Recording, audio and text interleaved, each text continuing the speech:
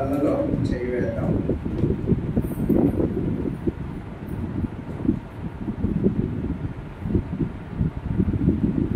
కీర్తనలు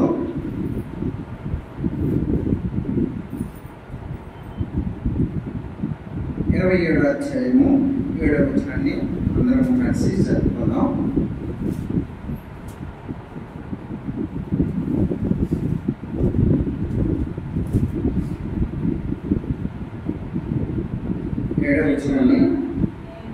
యెహోవా, నేను కంఠధ్వని ఎత్తి నిన్ను ప్రార్థించినప్పుడు నా మనవి ఆలకింపుము, కరుణతో నాకు ఉత్తరమిమ్ము.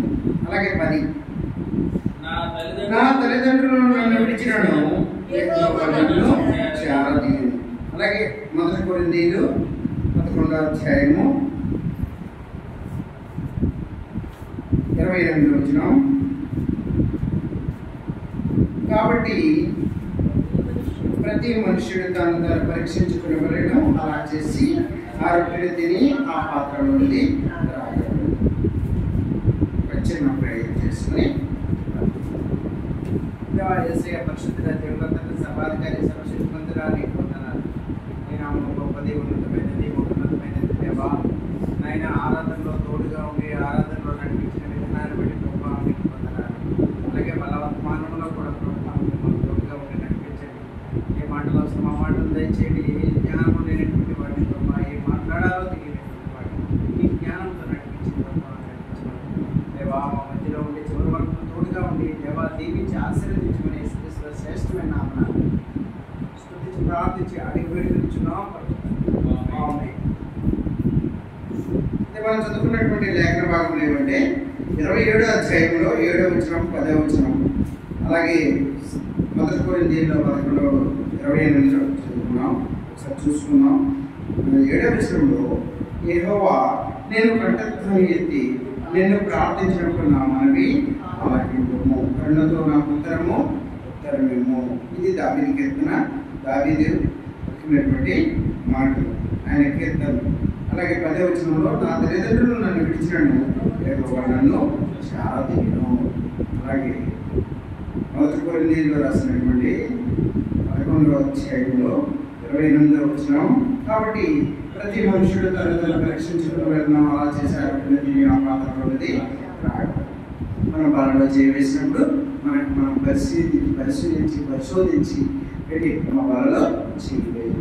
అయితే దావీదు అనేటువంటి మాటల్లో యెహోవా కంఠధ్వని ఎత్తి నేను ప్రార్థించినప్పుడు మా మనవి ఆలకించినటువంటి దేవుడు, కరుణతో పెట్టి మాకు ఉత్తరమించినటువంటి దేవుడు. తల్లిదండ్రులు విడిచిపెట్టేసినేమో కానీ నువ్వు మాత్రం మమ్మల్ని ఆరాధిస్తావు, విడిచిపెట్టవు. అలాగే మనము మార్కు సువార్త నుండి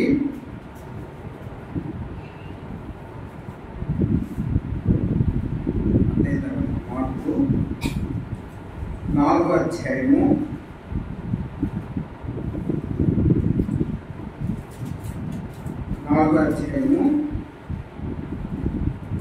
38వ వచనాన్ని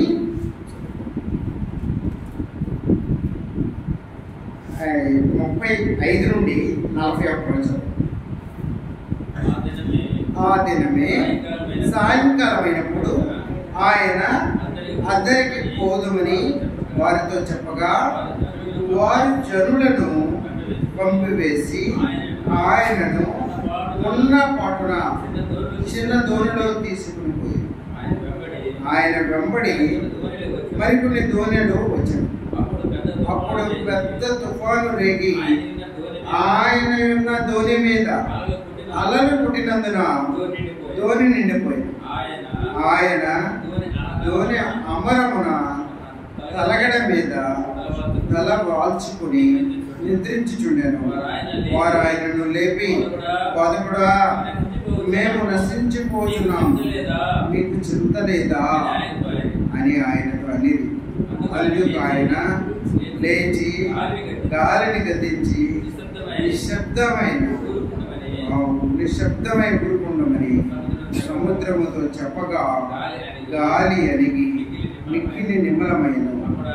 అప్పుడు ఆయన మీరు ఎందుకు భయపడుతున్నారు, మీరు ఇంకనూ నమ్మిక లేక ఉన్నారా అని వారితో వారు మిక్కులు భయపడి ఈయనెవరు గాలియు సముద్రమును ఈయనకు లోపడుచున్నవని ఒకటితో జరిగినటువంటి సాయంకాలమైనప్పుడు వాళ్ళు అక్కడ ఉన్నటువంటి సముద్రము దగ్గర ఉండి ఆయన అద్దరికి పోవద్దని ఆయన ఏం చేశారంటే ఆయన తీసుకుని ఒక చిన్న దోణెడు, ఒక చిన్న పడవలా ఉంటుంది, దానిలో తీసుకుని పోతూ వచ్చారు. అక్కడ చాలా మంది జనాలందరూ కూడా వెళ్ళిపోయారు. ఈయన్ని ఆ దోణికి తీసుకుని వెళ్ళినప్పుడు మరికొన్ని దోణులు కూడా ఇతను ఫాలో అవుతూ వచ్చాయి. అయితే ఇక్కడ జరిగినటువంటి సంఘటన చూసినప్పుడు చాలా అద్భుతం. ఏంటంటే ఒక పెద్ద తుఫాను రేగినప్పుడు ఆయన దోణి మీద అలలు కొడుతున్నప్పుడు ఆ దోణంతా నీటితో నిండిపోయింది. అయితే ఆ దోణి అమరం మీద ఈయన ఏంటంటే తలగడ పెట్టి తల వాల్చుకొని నిద్రించుకున్నాడు. అలా ఎవరైనా నిద్రించగలరా? ఒక పక్క తుఫాన్ అంటే గాలి పడుతుంది, వర్షం పడుతుంది, పెద్ద అలలు వస్తాయి, కొడుతున్నాయి. మొత్తం ఆ చిన్న అమరం ఆ దోణి అంతా నిండిపోయింది. నేను ఈయన తల వాల్చి పడుకొని, యేసుప్రభు వారు తల వాల్చి పడుకొని ఉన్నారు. అయితే అక్కడ ఉన్నటువంటి ఆ శిష్యులు వీళ్ళందరూ ఏమంటున్నారు? 38వ వచనంలో ఆయన దోణి అమరం మీద తలగడ వాల్చుకొని నిద్రించుచుండెను. వారు ఆయనను లేపి, బోధకుడా, మేము నశించిపోతున్నాము, నీకు చింత లేదా అని ఆయనతో అనేది.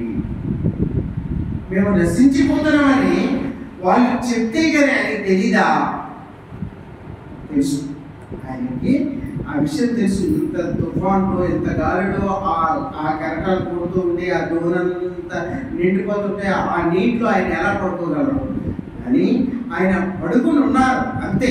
కానీ అక్కడ ఆ సిచ్యువేషన్ అంతా తెలుసు. ఎవరైనా ప్రార్థన చేస్తారేమో, లేకపోతే ఎవరైనా దేవుడి నామమున వాళ్ళు ఈ తుఫాన్ని గద్దిస్తారేమో, లేకపోతే ఈ తుఫాన్ని పొమ్మని ఆజ్ఞాపిస్తారేమో, లేకపోతే వాళ్ళు ప్రార్థన చేసుకుంటారేమో అని చూశారు. కానీ ఆయన ఎవ్వరు ప్రార్థన చేయక ఆయన్ని లేపారు. అక్కడ ఆయన్ని లేపి, ప్రభువా ఏంటి ఆయన కలుతున్నటువంటి మాట ఏంటంటే మేము నశించిపోతున్నాము, మీకు చింత లేదా? మేము నశించిపోతున్నాం ప్రభా, పెద్ద గాలి, పెద్ద తుఫాను. ఈ మధ్యన మనకి ఎక్కడైతే సముద్ర ప్రాంతాలు ఉన్నాయో ఆ సముద్ర ప్రాంతాలకి కొండల ప్రాంతానికి ఉన్నటువంటి సంబంధం రిలేషన్ అది. అందుకే అక్కడ ఎక్కడ సముద్ర ప్రాంతం ఉందో ఆ కొండల ప్రాంతాలకు మధ్యలో ఉన్నటువంటి ఆ రిలేషన్ వలన అక్కడ ఎప్పుడు తుఫాన్లు ఏర్పడతాయి. మనకి ఇక్కడ బంగాళాఖాతంలో మనకి ఎప్పుడు తుఫాను ఏర్పడుతుంటుంది. అక్కడ ఏర్పడినటువంటి ఆ తుఫాను ఎక్కడో వెళ్ళి బయటికి వస్తుంటుంది. అయితే అలా జరిగినప్పుడు, ఆ తుఫాన్ జరిగినప్పుడు వాళ్ళు ఉన్నటువంటి ఉద్దేశం చూసారా? వాళ్ళు ఆయన్ని లేపినప్పుడు ఆయన గద్దించాడు. వెంటనే 39వ వచనం చూద్దాం. అందుకు ఆయన లేచి గాలిని గద్దించి నిశ్శబ్దమై ఊరకుండమని సముద్రంతో చెప్పగా గాలి అణిగి మిక్కిలి నింపమయ్యను.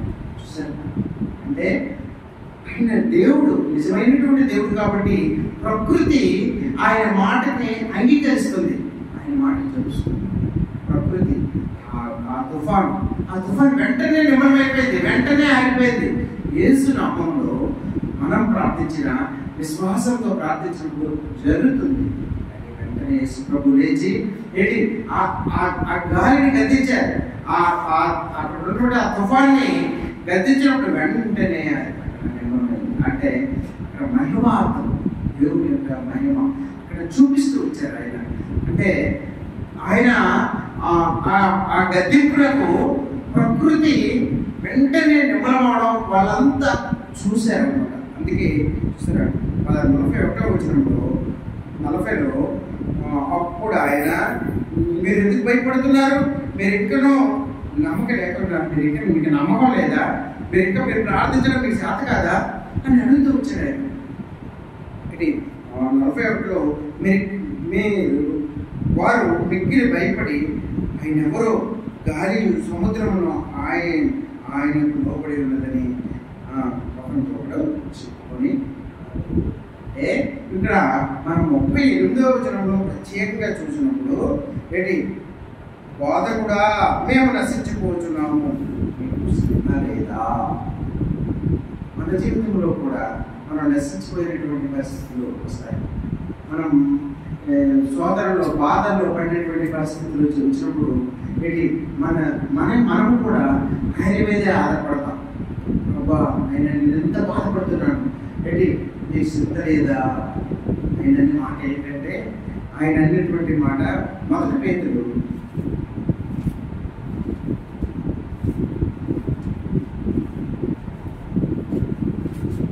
1 రాసినటువంటి 1 పత్రిక 5-6 వచనాన్ని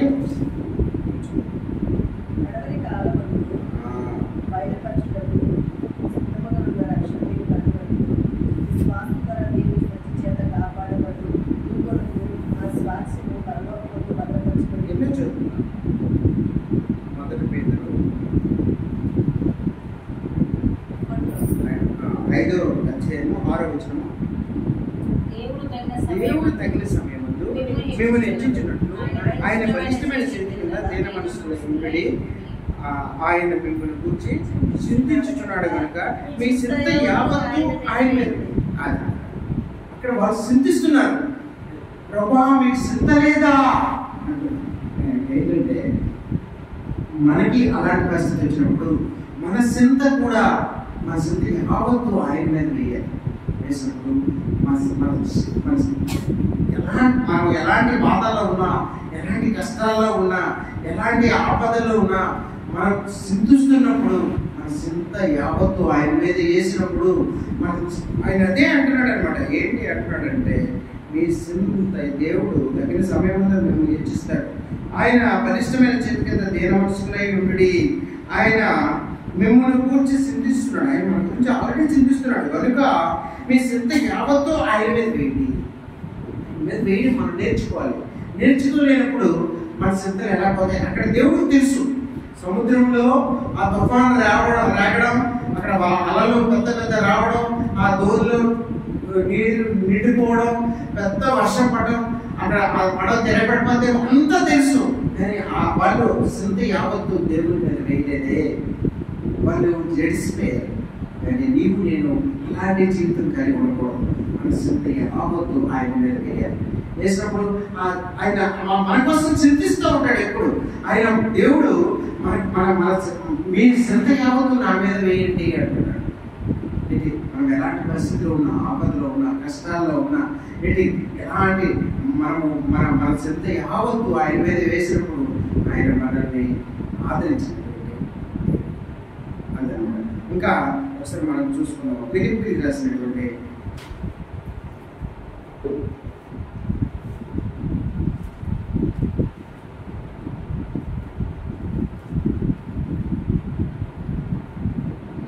ఫిలిప్పీయులకు రాసినటువంటి 4:6-7 వచ్చినాడు.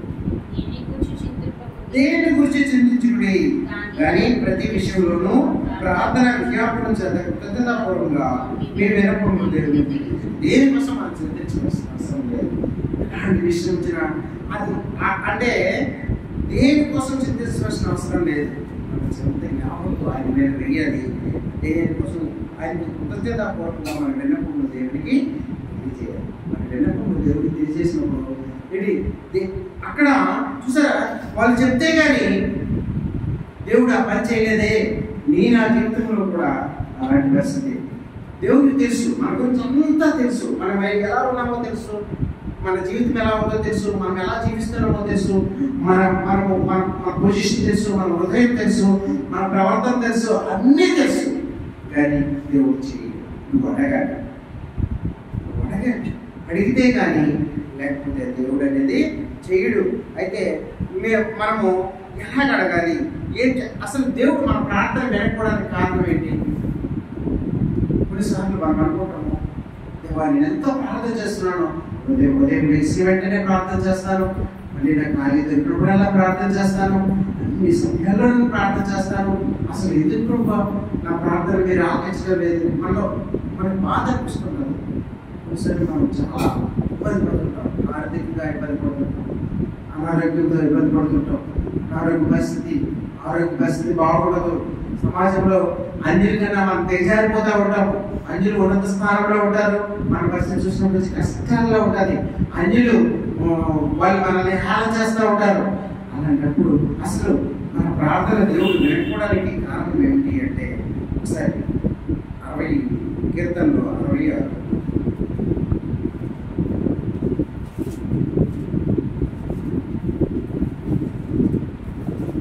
18 వచ్చింది.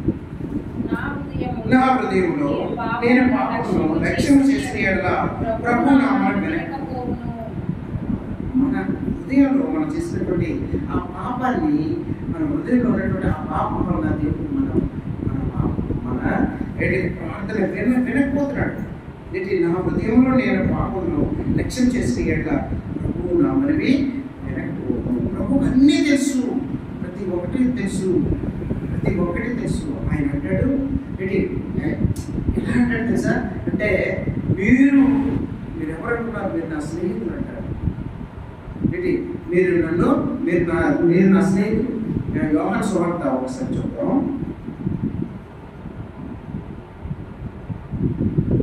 యోహాను సువార్త 15:14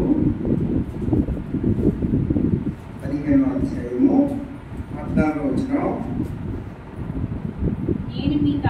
నేను మీకు ఆజ్ఞాపించిన వాటిని చేసిన యెడల మీరు నా స్నేహితులు. చూసారా, మీరు నా స్నేహితుడు అంటే ఏంటి? ఎంత అంటే అన్నిటికన్నా గొప్ప రిలేషన్ ఏదైతే స్నేహితుడే. మనము బంధువుల దగ్గరికి వెళ్ళి మన కష్టాలు చెప్పుకోలేమేమో కానీ స్నేహితుల దగ్గరికి వెళ్ళి మన కష్టాలు చెప్పుకోవచ్చు. బంధువులతో అన్నీ పంచుకోలేము కానీ స్నేహితులతో అన్నీ పంచుకోగలం. మన హృదయాన్ని మాట్లాడుకోవడం స్నేహితుల దగ్గరే చేయగలం. ఆయన అంటాడు, నేను నీ స్నేహితుడిని. చూస్తారా ఏంటి, నేను మీకు ఆజ్ఞాపించిన వాటిని చేసి అంటే ఆయన ఆజ్ఞాపించినటువంటి వాటిని మనం చెయ్యాలి. 13లో చెప్తాడు, 13లో తన స్నేహితుల కొరకు తన ప్రాణం పెట్టేవానికంటే ఎక్కువ ప్రేమ గలవాడు ఎవరు? ఆయనే మన కొరకు ఆయన ప్రాణం పెట్టాడు. అంతకు మించి స్నేహితులు ఇంకెవరున్నారు? అలాంటి స్నేహితులు మనము అసలు మన ప్రార్థన దేవుడు ఆలకించకపోవడానికి కారణం చూసుకున్నాము. మన హృదయంలో బాబు లెంకించుకోవడం వల్ల ఉండడం వలన దేవుడు మన ఆలకించలేదు. అసలు కూడా మనం ఎలాగ ఆలకిస్తాడు? మనం ఎలాగ ప్రార్థన చేస్తే దేవుడు ఆలకిస్తాడు మన ప్రార్థన? అయితే మనం ప్రార్థన చేసేటప్పుడు ఎలా చేయాలి, ఏమిటి చేయాలి దాని మీద చూద్దాం.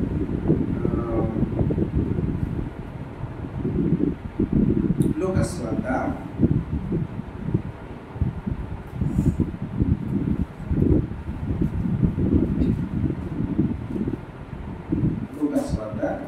11వ అధ్యాయము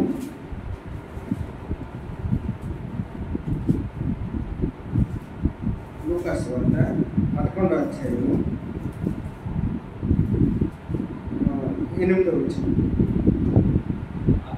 అతడు తన స్నేహితుడైనందున లేచి ఈగిపోయినను అతడు సిగ్గుమాడి మాటికి అడుగుట వలనైనను లేచి అతనికి కావలసినవని ఇచ్చినని అన్నాడు.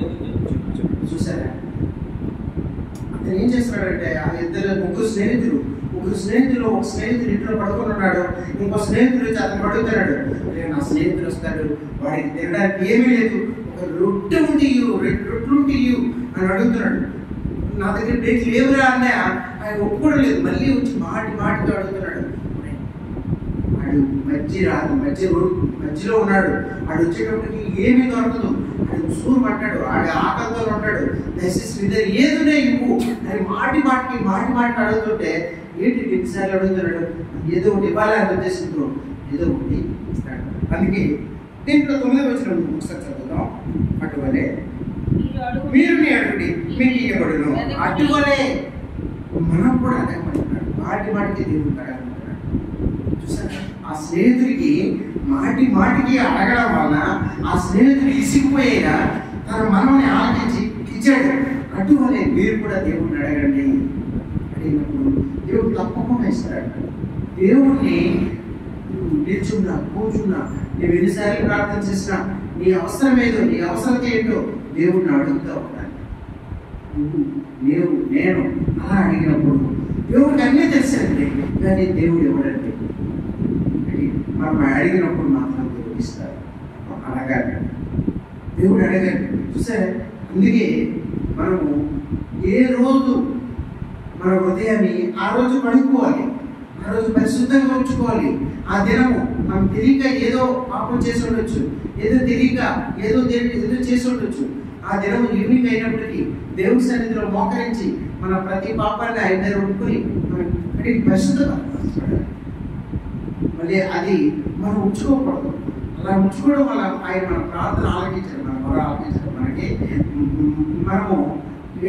మనము ఎలా అడగాలంటే, ఆ ముగ్గురు స్నేహితుల్లో ఒక స్నేహితుడు ఇంకో స్నేహితుడి దగ్గరికి వెళ్ళి మాటికి అడుగుతున్నాడు, ఏదైనా నీకు వాడు వస్తున్నాడు, ఇంకో ఫ్రెండ్ వస్తున్నాడు, వాడికి పెట్టాలి, నా స్నేహితుడు వస్తున్నాడు, వాడికి పెట్టాలి, ఏదో ఒకటి నీకు ప్లీజ్ రా, ఎలాగే నీకు రాని మాటికి అడగడం వల్ల మన ఫ్రెండే కాదనలేకపోయాడు, ఇచ్చాడు ఆయన కోరికను తీర్చాడు.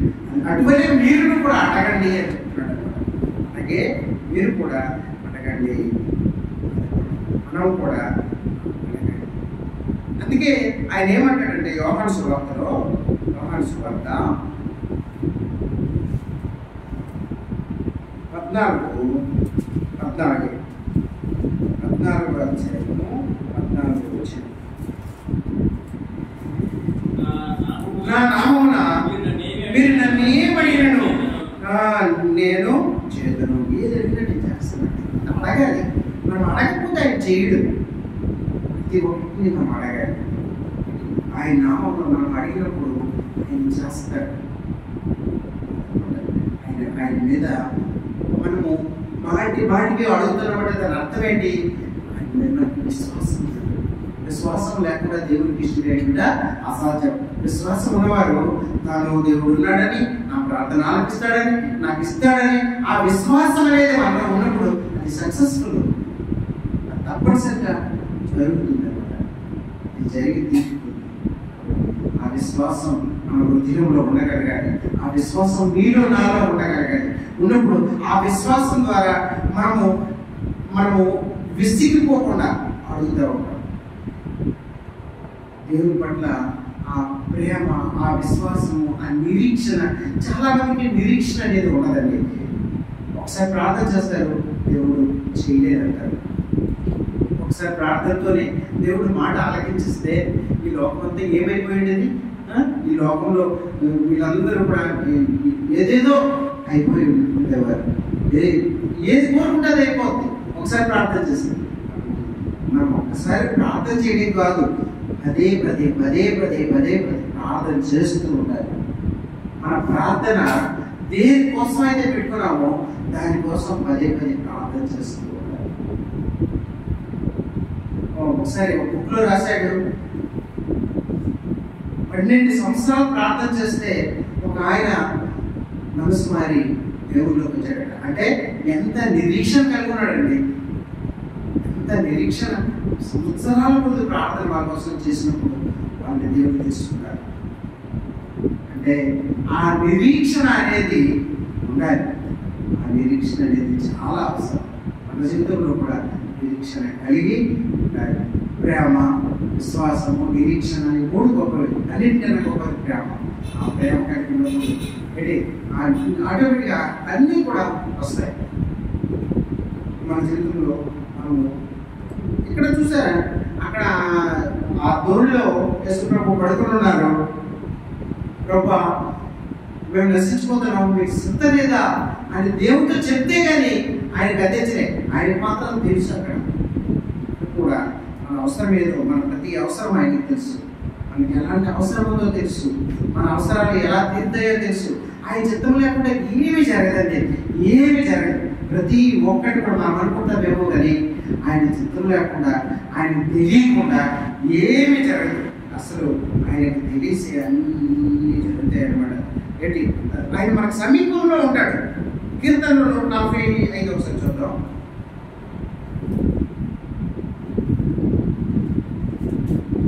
కీర్తనలు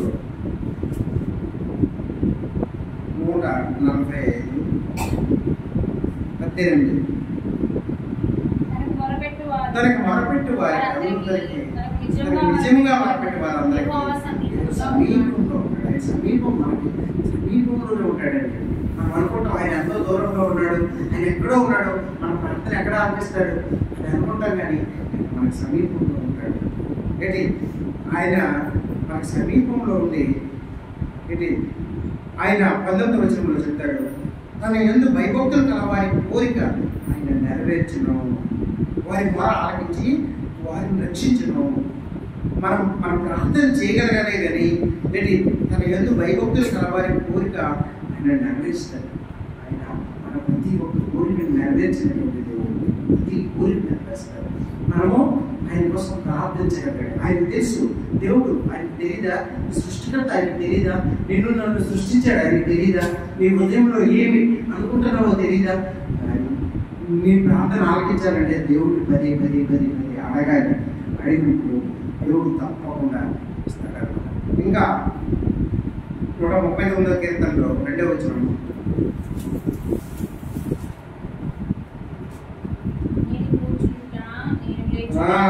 నేను కూర్చుండుట నేను లేచుట నీకు నాకు తలంపు పుట్టక మునిపే నీవు నా మనసు నేను. ఆయన మన మనసులో ఏముందో మనము ఇంకా ఊహించక మునిపే ఆయనకి తెలుసు. మనం ఆయన సన్నిధిలోకి వస్తామని కూడా తెలుసు. మనం తల్లి గర్భంలో పడకమునిపే, భూమి ఆకాశంలో పుట్టకమునిపే ఈ సృష్టి అంతా ఆయనకు తెలుసు. ప్రతి ఒక్కరి కోసం ఆయన తెలుసు. మన హృదయంలో ఏం అడుగుతామో, మన హృదయంలో ఏం తలంచుకుంటామో, మన హృదయ ఆలోచనలు ఏంటో, మన హృదయంలో ఏం తలంచుకుంటుంటామో, మన జీవితం మన భవిష్యత్తులో ఏమవుతామో కూడా ఆయన తెలుసు. ఆయన ప్రతి నిమిషం కూడా మనల్ని ఆదరించినటువంటి దేవుడు, ఆదుకున్నటువంటి దేవుడు, కాపాడినటువంటి దేవుడు. కాబట్టి మన విశ్వాసంతో మనం అర్థం చేయాలి. ఏప్రిల్ రాశాడు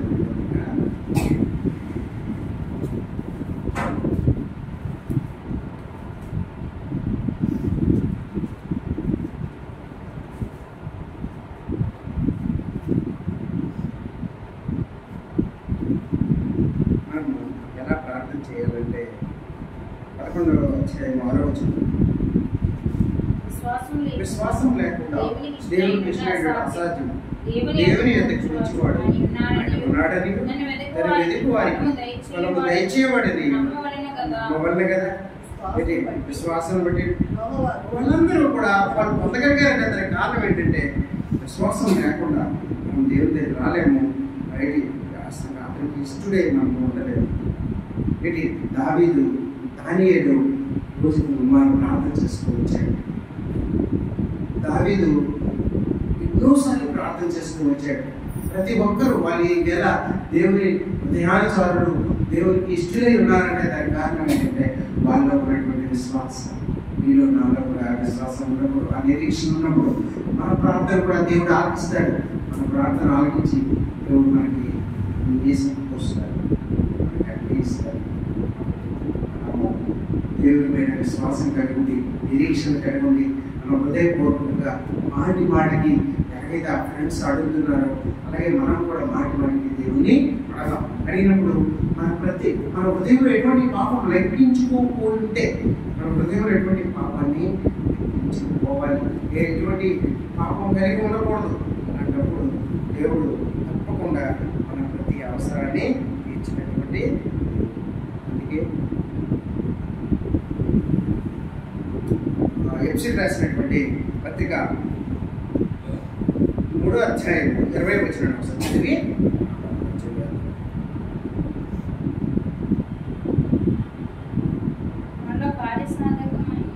3వ అధ్యాయం 20వ వచనం మనము అడుగు వాటి కంటేను ఊహించి వాటి కంటేను అత్యధికంగా చేయు శక్తి దేవునికి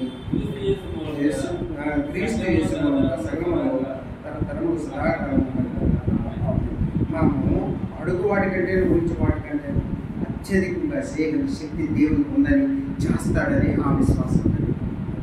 నేను అడుగుతాము దానికన్నా అత్యధికంగా చేస్తాను, దానికన్నా ఎక్కువ చేస్తాడు. అందులో విశ్వాసం ఉందని, నిరీక్షణ కలిగినప్పుడు దేవుడు మనకి సర్వాన్ని ఇస్తాడు. దేవుడి వాక్యాన్ని దీవించిన గాక. అందరూ మోకరించండి.